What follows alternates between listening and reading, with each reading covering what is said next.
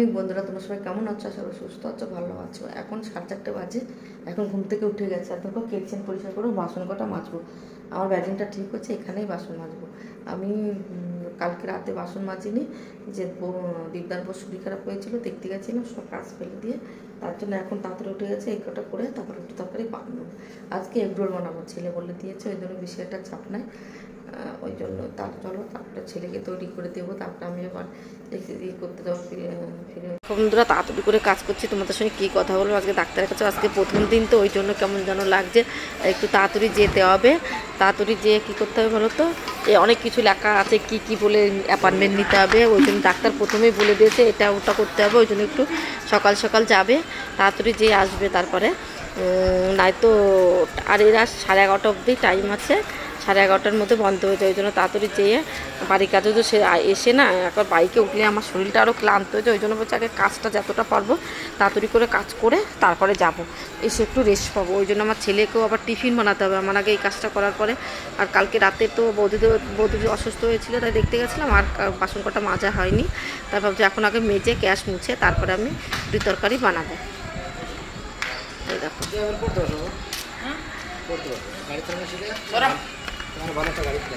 এবারে দেখো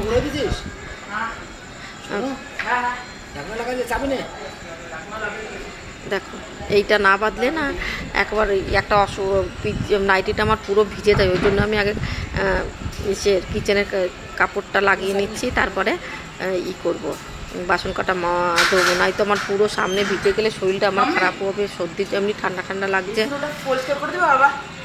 কালকে তারপরে দেখো সুন্দর করে একটু বাসন মাজা। আর দেখো এডিট করার সময় আমার ছেলের যত মাম্মি মাম্মি কথা বলা, আর কিছুই না, আমি এডিট করতে পারি না ঠিক মতো। মাম্মি এটা করবা, মাম্মি ওটা করবা, ও না পুরো বাচ্চাদের মতো আমার সঙ্গে যত ওর দেখছে মা এডিট করছে, তাও এটা করবা মাম্মি, ওটা করবা মাম্মি। একবার আমি এডিট করতে বসেছিলাম, দেরি হয়ে গেছে, আমার রান্না করলাম, খাওয়া দাওয়া করার পর বাসন মেজে গ্যাস মুছে তারপরে আমি আবার এডিট করতে এসে গেছি। তার জন্য দেরি হয়ে গেল, নয়তো আরও সকাল সকাল এডিট করে আমি দিয়ে বাবা 9:22 বেজে, কখন দেবো জানি না। কালকের থেকে আমি দুপুরবেলায় ভিডিও এডিট করে রাখবো, তারপরে করে দেবো, ছেড়ে দেবো। 12টাতে হয়ে যাবে। এই দেখো বন্ধুরা, আমি এখন জামা কাপড় বাসন সব মাজা কমপ্লিট, ধোয়া। এবার ব্যাজিংটা ভালো করে পরিষ্কার করছি। অনেক দিন পর আমার এই কাজটা হলো, সত্যি ভালো লাগছে। কিন্তু দাঁড়িয়ে বাসন মাজলে আমার পা ফুলে যাচ্ছে, আর যন্ত্রণা বেশি হচ্ছে। কালকের থেকে আমি এই কাজটাই করবো, যে বসে বসে করবো। দাঁড়িয়ে করলে কি রাতে বসতে ইচ্ছা করে না, কি বলো তো, যে এখন হয়ে গেল রাতেরটা বাসন মাজা সব কিছু কমপ্লিট হয়ে যেত। কিন্তু আর বসে বসে করতে গেলে না আর ইচ্ছাই করে না যে আমি একটু বাসন মাজি, এটা করি ওটা করি। সে খেয়ে উঠে বসতে ইচ্ছা করে না। কার কার হয় আমার মতো বলো তো? আমার কিন্তু খেয়ে উঠে একদম বসতে ইচ্ছা করে না, পেট এত ভারী হয়ে যায়। ওই জন্য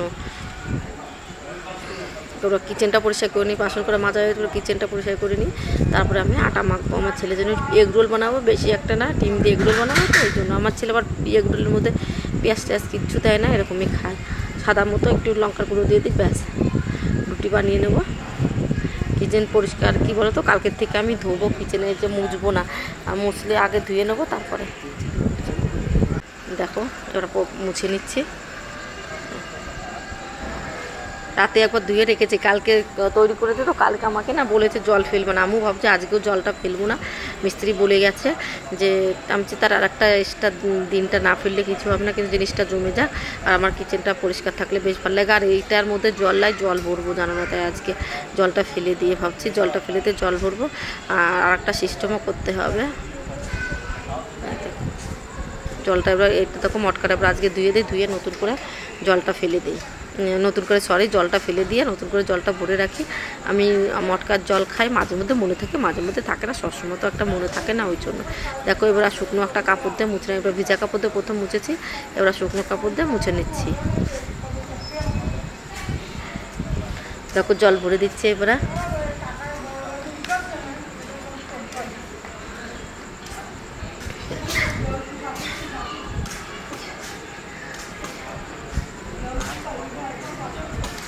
দেখো এবার আটা মাখতে চলে এসেছি, কিচেন পরিষ্কার হয়ে গেছে। 3টে রুটি বানাবো, 3 থেকে 4টে। আমি একটা খাবো সকালে, কেননা তাই আমার রুটি খেলে পেটের মধ্যে কেমন হচ্ছে, খাবারটা হজমে না, পেট ব্যথা করে।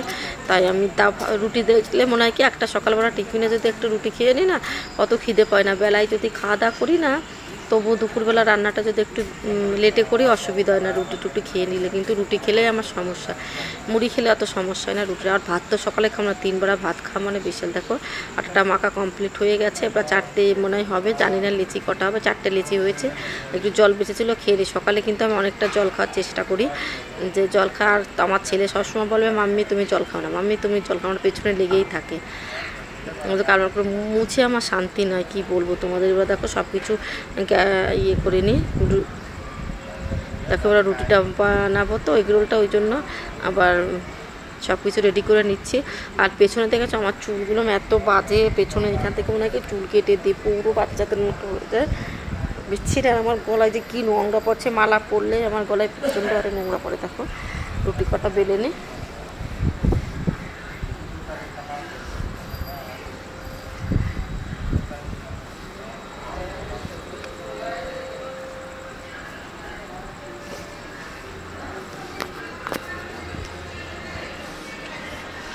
দেখো রুটি বেলা হয়ে গেছে, ওরা চেকে নিচ্ছে।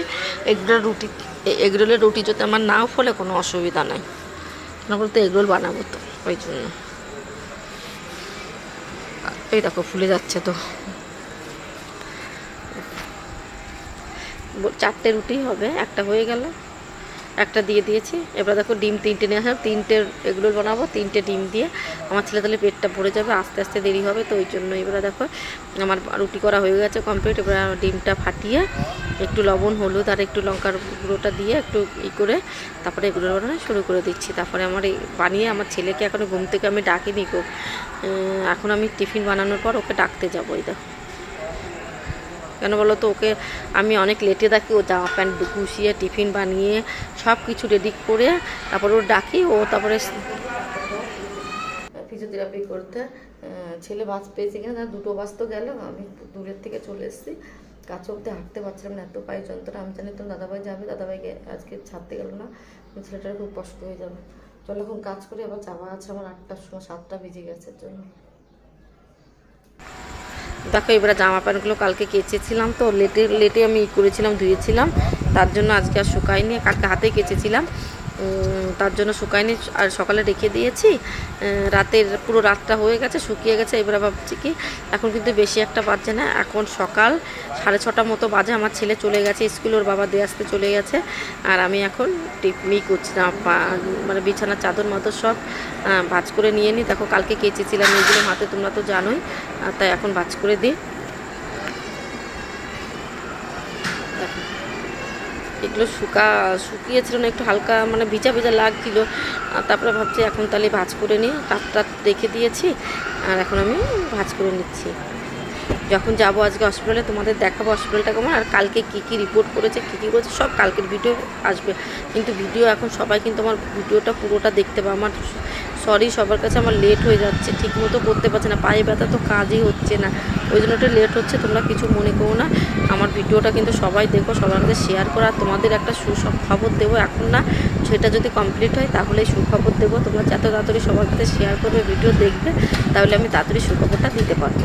দেখো নাইটি 2টো ছিল, 2টোই কেচে দিয়েছিলাম, বাসিটা ছিল একটা, এটা ছিল, ওটা ধুয়ে দিলাম, কালকে ধুয়ে দিয়েছিলাম। আর এখন সব আবার সুন্দরভাবে ভাজ টাজ করে জায়গা রেখে দিয়েছে। এবার দেখো ওরা ঘরটা ঝাড় দেবো, সব কিছু কমপ্লিট করে আসলাম ওই দিক থেকে, কিচেন থেকে। এরা হচ্ছে ঘরটা ঝাড় দিয়ে নিই ভালো করে। আর প্রথমে আমি রান্নাঘরটা ঝাড় দিয়ে রুটি করেছি, তোমাদের সেটা দেখাইনি। এবার আমি ভালো করে একবার ফাইনাল। তোমার দাদাভাই কিন্তু ছেলেকে দিয়ে এসে আবার ঘুমিয়ে পড়েছে, বলছে আমি একটু শুয়ে নিই তারপরে। আমি কাজ করি ভাই, আমি এখন যেতে হবে হসপিটালে, আমার এখন ঘুমোলে চলবে না, এই কাজগুলো করে রে। ঘরটা না অনেক বড় হয়ে গেছে, কিন্তু ঝাড় দিতে অনেকটা টাইম লাগে, গুছিয়ে ঘর যাতে প্রায় আমার 1 ঘন্টা লেগে যায় সব কাজ।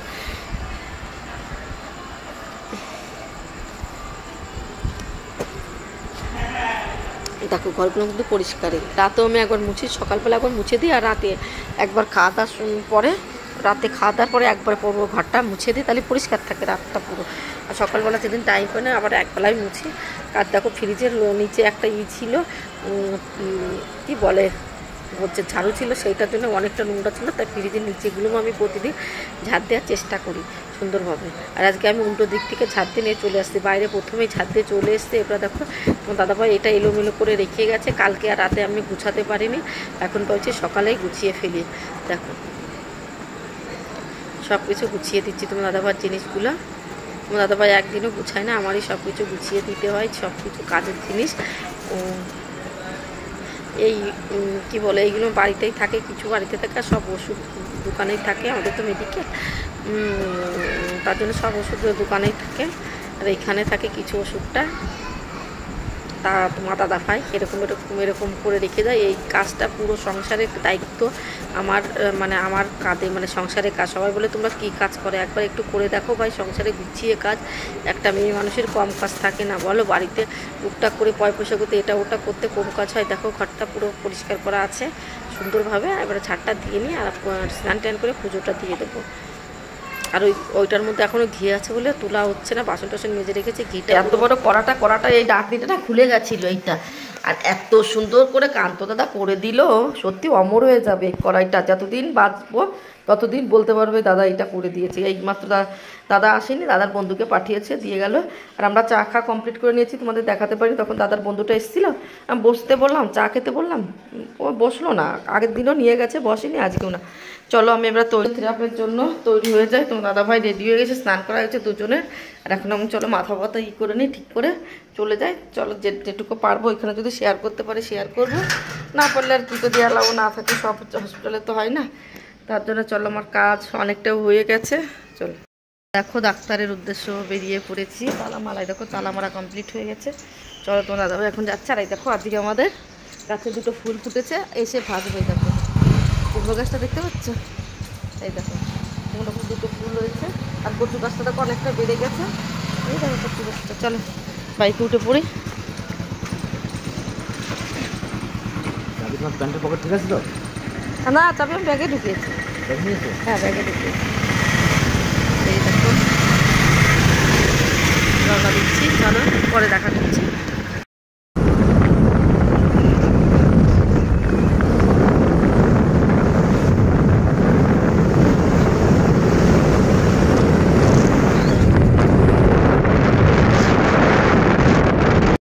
হসপিটালে চলে এসেছি।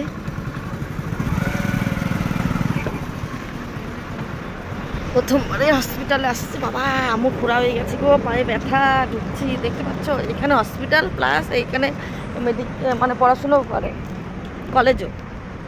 দেখো পায়ের জন্য হাঁটতেই পারছি না,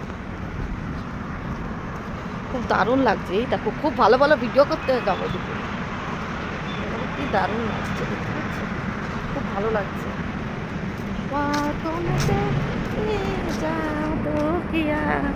খুব ভালো লাগছে। জবা গাছগুলো দেখো কত জবা। তা তোমাদের একটু ব্যাক হ্যাঁ দেখেছি, দেখো কি সুন্দর জবা গাছগুলো, আর কি সুন্দর বানিয়েছে দেখেছো। এইখানে কটা ভিডিও বানিয়ে যাবো, শর্ট ভিডিও। এই দেখো দারুণ দারুণ লাগছে, দেখো ওয়েদারটা খুব সুন্দর। এই দেখো দারুণ ঘাসপালা হয়েছে, সবুজ সবুজ, দারুণ লাগছে। এইটা মানে হসপিটাল কোনটার দিকে, আমরা তো নতুন আসছি জানি না। এই দেখো বড় হসপিটাল দেখতে পাচ্ছ, এইটা পাইয়া দাদা যাচ্ছে। দেখো আমরা ঢুকছি, প্রবেশ পথ। এই দেখো এখন অ্যালাও আছে কিনা জানি না, এখান থেকে দেখে নাও। তোমার দাদাভাই ঢুকছে, তোর গণেশ পুজো করছে দেখতে পাচ্ছ,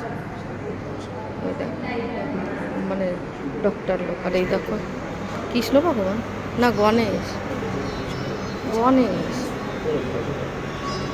গণেশ যেতে বলছে আমাদের, এইবার ফার্স্ট ফ্লোরে যেতে বলছে। এমনি পায়ে ব্যথা, এমনি লিফটে উঠে যাই। চলো ঠিক তো আবার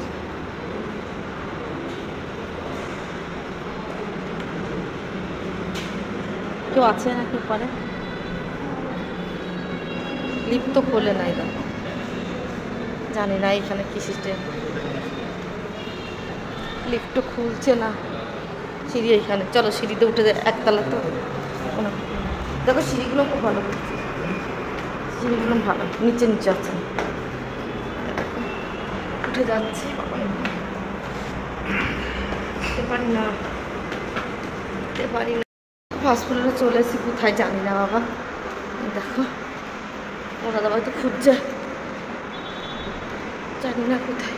আমার ভয় লাগে এরকম ঘুচগুলো বদ্ধ হলে হসপিটাল। এইদিকে রাখে দেখো,